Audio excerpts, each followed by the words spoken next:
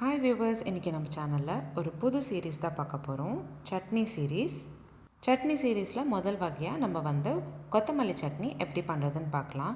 ரொம்ப சுவையாக இருக்கக்கூடிய இந்த சட்னி ஒரு வாட்டி கண்டிப்பாக ட்ரை பண்ணி பாருங்கள். முதல்ல ஒரு பேனில் 20 ml போல் எண்ணெய் சேர்த்துக்கிட்டு கூடவே 2 ஸ்பூன் அளவுக்கு உளுந்து சேர்த்துக்கோங்க.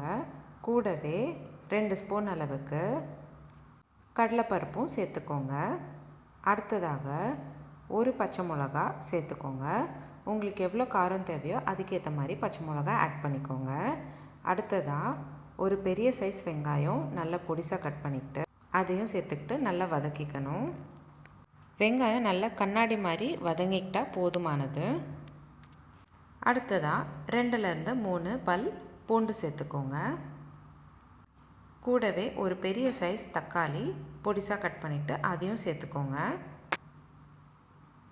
இந்த சட்னிக்கு ஒரு ஸ்பெஷல் டேஸ்ட் கொடுக்கக்கூடியது இந்த தக்காளி தான். மறக்காமல் தக்காளி சேர்த்துக்கோங்க. நல்லா ஒரு வாட்டி கலந்து விட்டுக்கோங்க. எல்லாமே நல்லா வதங்கினக்கப்புறம் ஒரு கட்டு புதினா இலை சேர்த்துக்கணும்.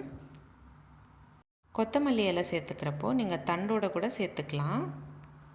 ஒரு கட்டு கொத்தமல்லி இன்றைக்கி நான் சேர்த்துக்கிட்டேன். 2 நிமிஷம் போல் விடாமல் கலந்து விட்டுக்கிட்டே இருந்தீங்கன்னா கொத்தமல்லியெல்லாம் நல்லா சுருங்கிடும். இந்த ஸ்டேஜில் நம்ம அடுத்ததாக இந்த சட்னிக்கு தேவையான புளி சேர்த்துக்கணும். நான் இன்றைக்கி ஒரு துண்டு புளி சேர்த்துக்கிறேன். கூடவே 1/2 ஸ்பூன் உப்பு கூட சேர்த்துக்கிறேன். ஒரு வாட்டி நல்லா கலந்து விட்டுக்கோங்க. அடுத்ததாக 1/4 ஸ்பூன் அளவுக்கு பெருங்காயத்தூளும் சேர்த்துக்கோங்க. சட்னிக்கு பெருங்காயம் சேர்த்திங்கன்னா ஒரு தனி டேஸ்ட் கொடுக்கும். அதனால தான் நம்ம சட்னியில் பெருங்காயத்தூள் சேர்த்துப்போம். ஒரு வாட்டி நல்லா கலந்து விட்டுக்கோங்க. இப்போது நம்ம சட்னி அரைக்கிறதுக்கு எல்லாமே நல்லா வதக்கிக்கிட்டாச்சு.